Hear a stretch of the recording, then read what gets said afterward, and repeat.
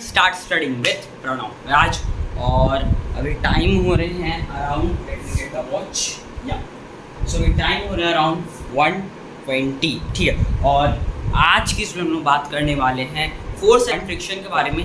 इस वीडियो में मतलब इस पार्ट में हम लोग बात करेंगे फोर्स के बारे में, इसके अगले पार्ट में हम लोग बात करेंगे फ्रिक्शन के बारे में। सुना मेरा किस देखे, चलिए शुरू करते हैं। तो जैसे कि बोर्ड पे आप लोग देख पा रहे हैं फोर्स और फ्रिक्शन के डेफिनेशंस। सो फोर्स है हमारा अ पुश और pull acting on a body surface is called force. इसको मैं बता देता हूँ आपको कि ये एक बॉडी सरफेस है हमारा, ठीक है।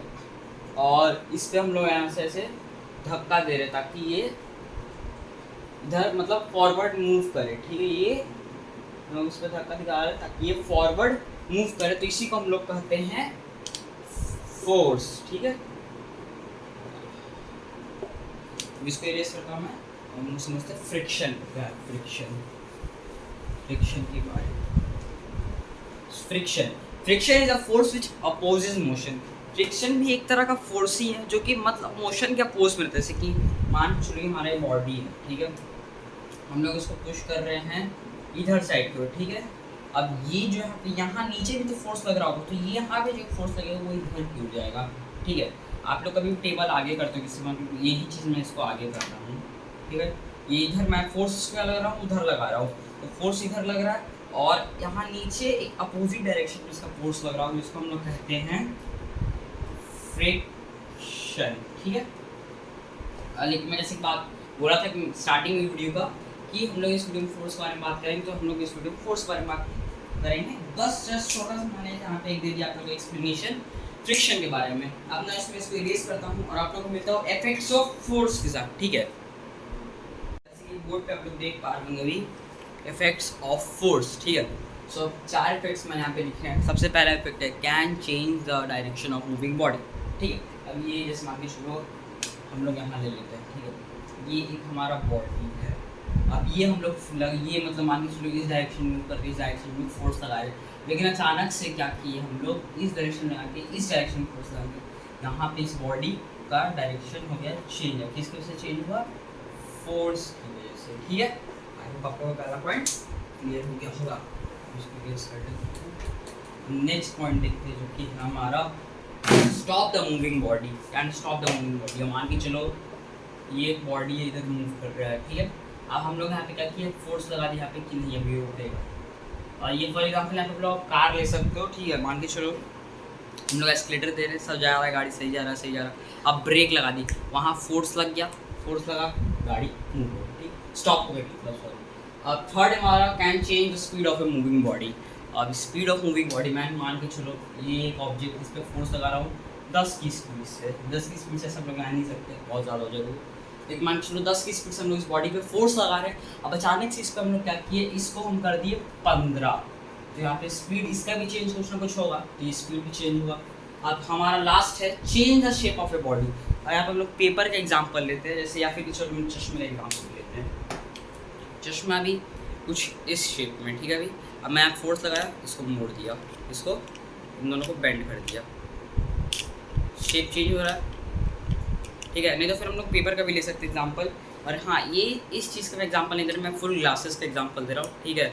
तभी ये चीज़ होगा। अगर मैं इस चीज़ को लूँगा सिर्फ ये चीज़ भी मोड़ सकता, पर ये ब्रेक हो जाएगा, इसको हम मोड़ूंगा नहीं, ठीक है।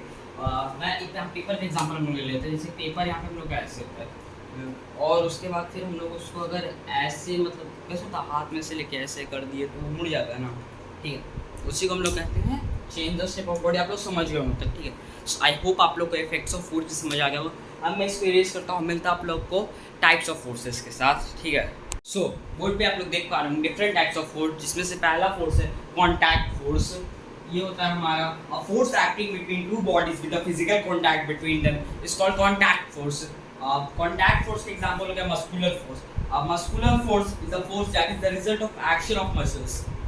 देखो एक बार मैं इसको एक्सप्लेन कर दूँ। जैसे कि मान के चलो मैं मस्कुलर फोर्स एग्जांपल, तो मस्कुलर फोर्स मैं आप लोगों को समझाऊँ।